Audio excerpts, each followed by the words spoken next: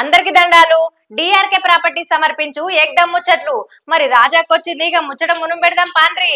పోయినేడాది జాతీయ నగదీకరణ కార్యక్రమం కింద కేంద్రంలో ఉన్న మోదీ సర్కారు 1,56,00,00,000 విలువైన సర్కార్ ఆస్తులను అమ్మేసింది. అయితే నిజానికి 1,80,00,00,000 ఆస్తులను అమ్మాలని టార్గెట్ పెట్టుకున్నది సెంట్రల్ సర్కారు.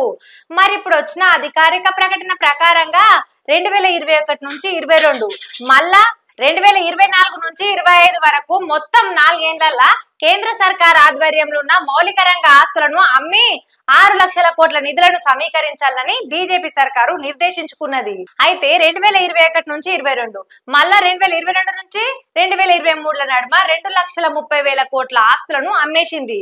తొలుత 2 ఏళ్లతో పోలిస్తే తర్వాతి సంవత్సరంలోనే చాలా ఎక్కువ అమ్మినట్టుగా తెలుస్తున్నది. అయితే టార్గెట్ ను చేరాలంటే వచ్చే మార్చి నాటికి ఇంకా 2 లక్షల కోట్ల విలువైన ఆస్తులను అమ్మవలసి ఉంటది. మరి ఈ లెక్కన చూస్తే జల్దిననే ఇంకొంత సర్కార్ సంపద ప్రైవేట్ పరంగా ఆబోతున్నది.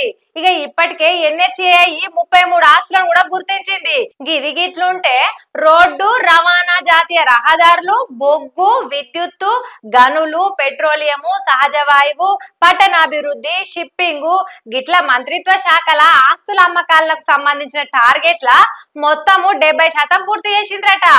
అందిన కాడికి అమ్ముకుంటా పోతున్న మోదీ సర్కారు కేంద్ర ప్రభుత్వ రంగ సంస్థలల్లో వాటాల అమ్ముడుతోని కంపెనీలు ఇచ్చే డివిడెంట్లతో కూడా ఆదాయాన్ని ముళ్ళగట్టుకుంటున్నదని అంటున్నారు.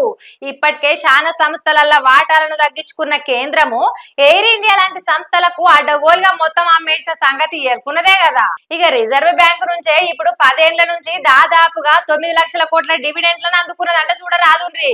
గత ఆర్థిక సంవత్సరానికైతే రికార్డు స్థాయిలో ఆర్బీఐ 2.11 లక్షల కోట్ల డివిడెంట్లను ప్రకటించిన ముచ్చట ఎరుకున్నదే కదా. మిగిలిన సర్కార్ సంస్థల నుంచి పెద్ద ఎత్తునే డివిడెంట్ ఆదాయం వస్తున్నదుల్లో అయినా కూడా కొత్త ఆదాయ మార్గాలను ఎత్తిపోయకుండా సర్కార్ ఆస్తులను అమ్మకానికి పెట్టుడు చూసి జనం అయితే మస్తు గుస్సైతున్నారు అనుకో రాదుండ్రి. మరి మీరేమనుకుంటున్నారు? కామెంట్ రాయండి. గిది అలాంటి ముచ్చట. మళ్ళీ రేపు ఇంకో ముచ్చటతో మళ్ళీ కలుద్దాము. అదివరదాకా చూస్తూనే ఉండుర్రి T10.